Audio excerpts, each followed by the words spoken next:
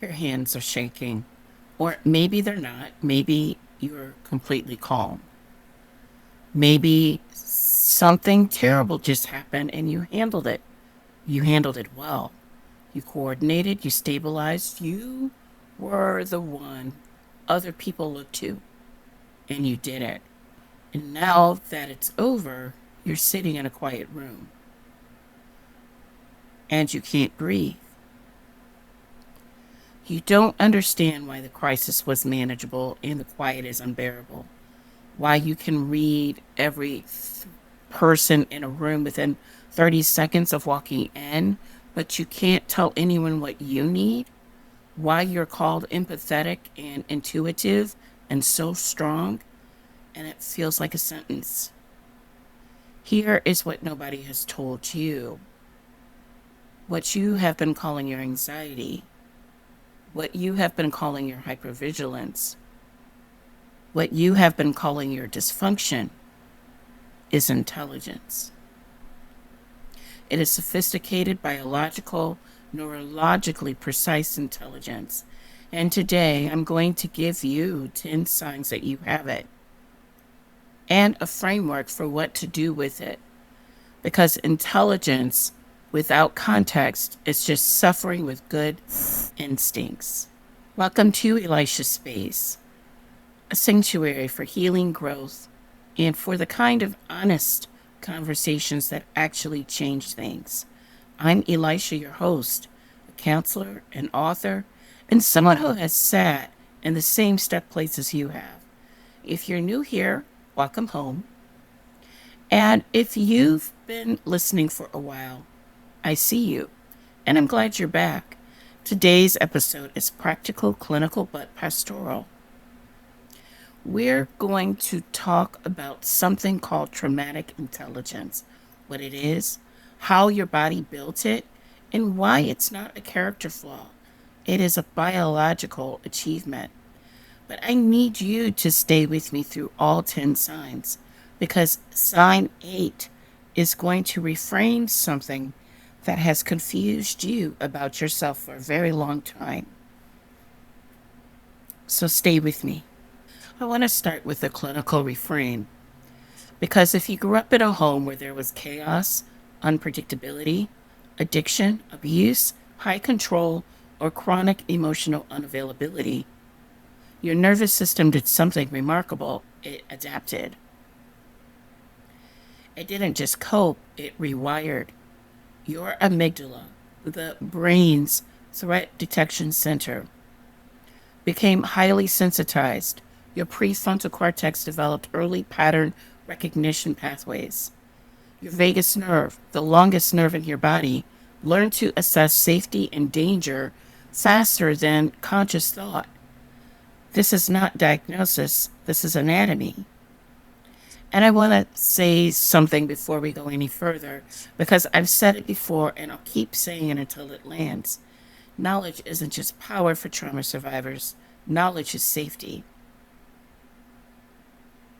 When you understand what your nervous system is doing and why, the body stops feeling like the enemy and starts feeling like evidence. Evidence that you survived something, evidence that you're still here. So let's look at the evidence. Sign 1. You feel what people haven't said yet. This is called hyperempathy, and for a long time, you may have thought it was a superpower until it became exhausting. Here's the neuroscience. Your mirror neural system is highly active. Your body picks up micro expressions, shifts in vocal tone, and changes in someone's breathing pattern. And it processes them below the level of conscious thought. Your vagus nerve is doing what God designed it to do. It was reading the nervous system safety of every room you enter, every face you looked into. Because in the environment you came from, that reading kept you alive. This isn't anxiety. This is your body being extraordinarily good at its job. Sign 2. You've been reading rooms your whole life. Before the conversation started, you already knew who was angry. Before the dinner ended, You could feel the tension that hadn't broken yet. You walked into the spaces and you knew. Clinically, this is called attunement based threat detection, and it is a sign of a nervous system that was trained to do advanced environmental scanning. The shadow side is that it doesn't turn off. You walk into safe rooms and scan them for threat anyway, because the system doesn't know the environment change. But the intelligence itself, it is not broken, it is precise. Sign 3. You feel most calm when everything is falling apart. I need you to hear this one. People around you are panicking. The situation is genuinely terrible, and something in you goes still. You get focused, you get resourced, you take charge. And afterward, in the quiet, you completely fall apart. I want to explain why this happens, but I need to save it for sign 8. Because what I'm about to tell you at sign 8 is going to change the way you understand your own nervous system, maybe permanently. Stay with me. For now, you are not broken. Your nervous system calibrated itself to a high alert baseline. Crisis didn't dysregulate you, it matched your baseline. And that is deeply important information. Sign 4. You became the regulator in a dysregulated system. Maybe you were the oldest child. Maybe you were the most sensitive one. Maybe no one assigned you the role. You just noticed that when you were calm, the house got calmer. And so you learned to be calm. What you were doing neurologically is called co-regulation. It is the process by which one nervous system helps another nervous system return to baseline. Parents are supposed to co-regulate children. That's the direction the gift is supposed to flow. But in families where the adults are dysregulated by trauma, addiction, anxiety, unprocessed grief, the most attuned child reverses that current. You learn to send your regulation upstream to the people who were supposed to be regulating you. You became the thermostat for a house that was supposed to be heating you. That is not weakness. That is extraordinary neurological competence in a child whose nervous system was still forming. Sign 5. You carry intelligence that was built for environment it faced. I want to stop here, right in the middle of this list, because I think there's something sacred that needs to be named before we go any further.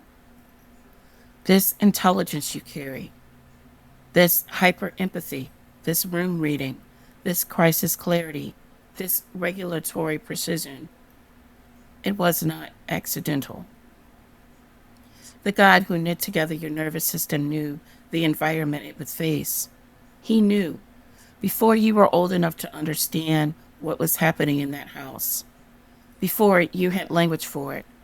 He was already weaving into you the exact neural architecture that would get you through it. Before I formed you in the womb, I knew you. Jeremiah 1:5. He knew. This is what I call covenant intelligence. It doesn't mean God ordains your suffering. It means he was present in it, preparing you through it, equipping you in it, even when it felt like abandonment. And that changes the question we're asking today. The question is not, what is wrong with me? The question is, now that I understand what this is, what do I do with it? So stay with me. I want to introduce a frame for signs 6 through 9. Those of you who've been here a while know that I work with something called the REST framework. Regulate, experience, surrender, and transform. What I've noticed clinically is that traumatic intelligence mimics each stage of rest, but in a shadow form, before healing, before the work, before the naming. The intelligence is still operating. It's just operating without a foundation. So let's look at what that looks like. Sign 6. You are suspicious of safety. This shadows the regulate. Clinically, this is called hypervigilance, but I want to name it differently.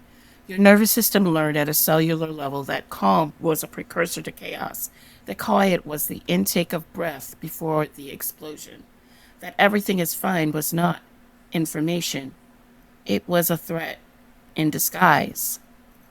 So when things genuinely become safe, when the relationship was actually healthy, when the environment was actually stable, your nervous system didn't experience relief. It experienced suspicion. This is the shadow of regulate. Before you learned to regulate to safety, your body was regulating away from it. Because in the environment where your intelligence was built, safety wasn't a resting place, it was a warning. You are not self sabotaging. You are not commitment phobic. Your nervous system is doing its job, and the job has just expanded to include learning what safe actually feels like in the body. Sign 7. You over explain yourself. This is the shadow of experience. You say, I'm sorry, before you've done anything wrong. You front load your requests with disclaimers. You explain your feelings before you've even finished having them, as if you need to make your experience justifiable before anyone responds to it. This is the shadow of experience, the phase in healing where you learn to sit inside your own emotional experience without managing everyone else's reaction to it first. But before that healing, your hyper empathy got co opted. You read the room, and then you adjusted yourself to fit it. You sensed that your emotion was too much, or too inconvenient, or too sad for the person in front of you, and you shrunk. That's not manipulation, that is adaptation. That is a nervous system that learned, if I make myself smaller, I am safer. If I over explain, I cannot be misunderstood. If I say sorry first, I interrupt the threat before it arrives. Let your nervous system hear this. You are allowed to have an experience that doesn't require a defense. Sign 8. You feel most overwhelmed when things are fine. This is the shadow of surrender and the payoff of sign 3. Here's what I promised you at sign 3. Your nervous system was calibrated to a high threat environment. When you were growing up, and possibly well into your adult life, the baseline of your daily experience was elevated. Cortisol, adrenaline, hypervigilance, scanning. This was normal. This was just Tuesday. So when the threat environment changed, when things genuinely got better, your nervous system didn't exhale. It experienced something clinicians call window of tolerance dysregulation. Your window of tolerance, the range of emotional activation your body can process without going into hyper or hypoarousal, was calibrated above the baseline. So when life dropped below that calibrated range, when things got quiet and manageable and okay, your body registered that as danger. This is why crisis focuses you. This is why vacations make you anxious. This is why Sunday afternoons can feel unbearable in ways that Monday morning never does. You are not broken. Your body is doing exactly what it was designed to do. It is just stuck. And this is the shadow of surrender. Because before you can surrender outcomes to God, your body has to experience enough safety to tolerate stillness. Surrender isn't a spiritual discipline you perform. It's a somatic capacity you build. This isn't visualization, this is physiology. Sign 9. Control feels like survival. The shadow of transform. Relinquishing control is not spiritual failure. In a home where things were unpredictable, where adults were unreliable, where safety was conditional, control was survival. Controlling your behavior, controlling other people's moods, controlling outcomes. This was not pride. This was the only form of agency available to you. This is the shadow of transform, the final phase of rest, where what was built for survival becomes available for purpose. But before that transformation, the intelligence says, if I let go, something terrible will happen. Because historically, it did. What your nervous system has not yet been given permission to know is that the God you are surrendering to is not the same as the people you cannot surrender to. He is not unpredictable, he is not unreliable, and he does not require you to manage his emotions. His peace is not dependent on your circumstances being resolved. It is a regulated nervous system and the presence of a safe God. Sign 10. The Alchemical Forgiveness. Your post-traumatic growth. Your wound has started to become your wisdom.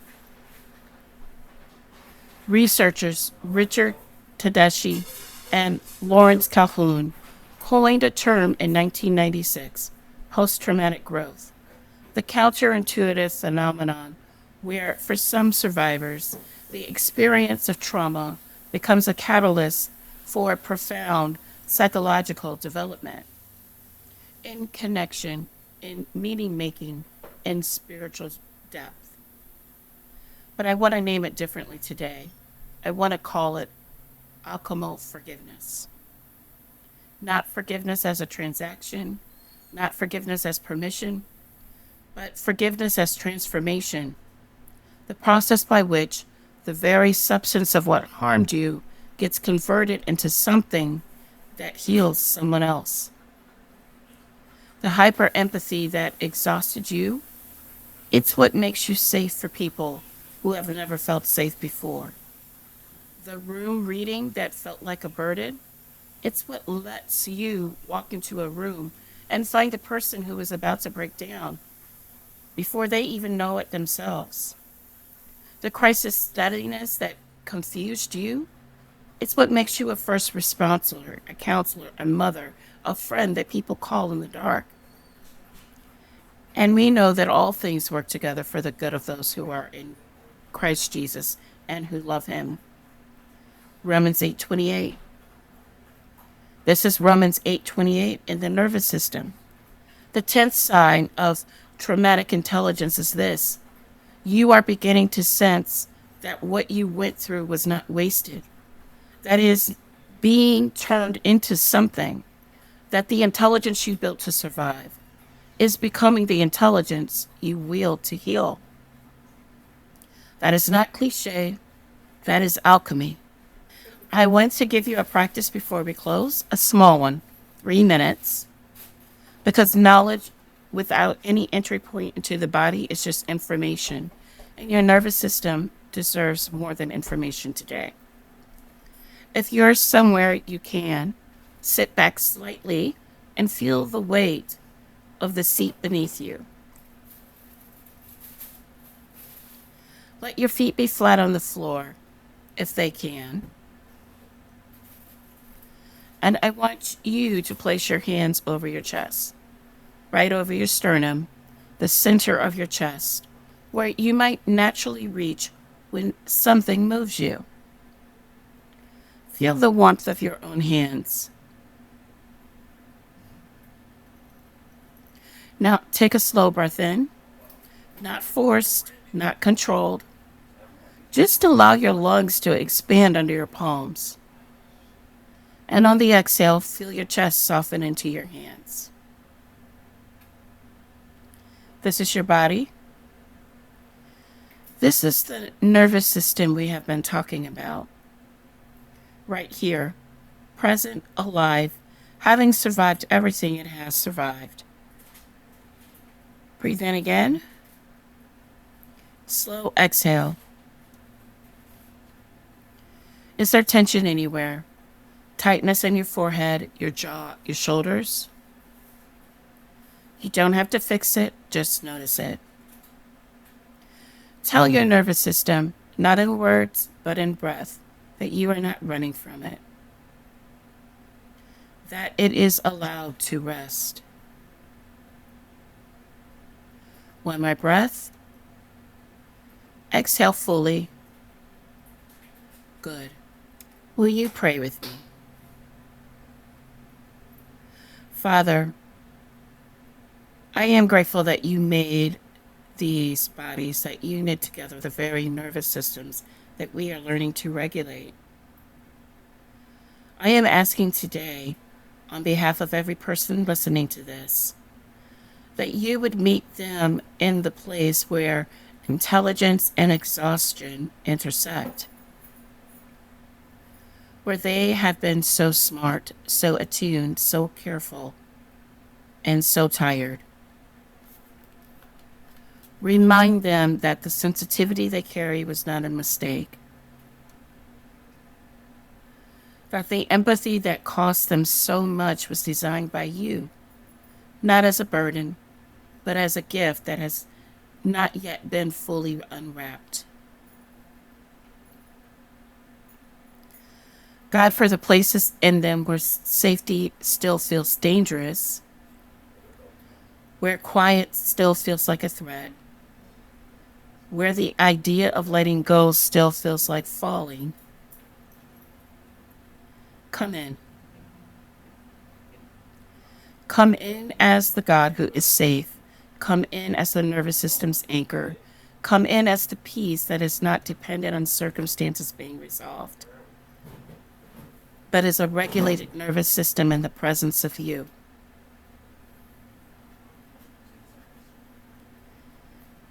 For the person who has been calling herself broken, speak the truth over her today. She is not broken. She is intelligent, and she is yours. Amen. Before you go, I want to give you something to carry with you this week. For the next 7 days, I want you to pick up one sign from today's list, just one. And I want you to name it when you see it. Not to analyze it, not to fix it, just, I see you. I know what you are. I know where you came from, and I know that you are not broken. The practice of naming, that is the beginning of regulating. That is the first movement in the REST framework, not a grand gesture, not a 10-step program. Just, I see it, I name it, I don't run. If this episode helped you, share it. Text it to one person you know is struggling, because somewhere right now, someone is sitting with their hands shaking, wondering what is wrong with them. And the answer is nothing, absolutely nothing. Their body is just doing its job. You'll find resources for this work, including my start guide for somatic regulation, at elishaspaceonpodium.com. The link is in the description. Until next time, you are not too much, and you are not too far, and you are not alone.